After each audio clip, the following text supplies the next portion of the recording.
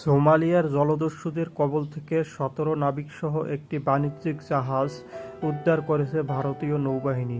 এ সময় জাহাজটিতে থাকা ৩৫ জলদস্যুর সবাই আত্মসমর্পণ করেছে।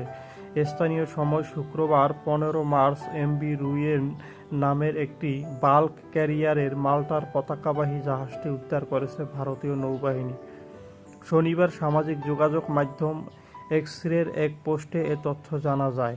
ধারণা করা হচ্ছে, এ জাহাজ থেকেই জলদস্যুরা বাংলাদেশি জাহাজ এমভি আবদুল্লাহকে নিজেদের নিয়ন্ত্রণে নিয়েছে।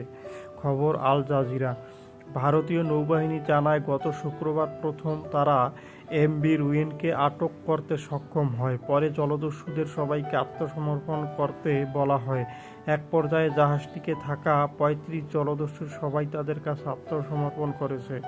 জাহাজটিতে কোনো ধরনের অবৈধ অস্ত্র, গোলাবারুদ বা মাদক রয়েছে কিনা তা তল্লাশি করে দেখা হচ্ছে। এ অভিযানে ভারতীয় নৌবাহিনীর বিশেষ কমান্ডারকেও অংশ নেন বলে বাহিনীর পক্ষে একজন মুখপাত্র জানিয়েছেন। গত ডিসেম্বরে জাহাজটি ছিনতাই হয়। এদিকে মঙ্গলবার ২৩ নাবিকসহ ভারতীয় মহাসাগর থেকে বাংলাদেশি জাহাজ এমভি আবদুল্লাহকে নিজেদের দখলে নেওয়া সোমালিয়ার জলদস্যুরা। তারা জাহাজটি সোমালিয়া উপকূলে নিয়ে নিজেদের নিয়ন্ত্রণে রেখেছে।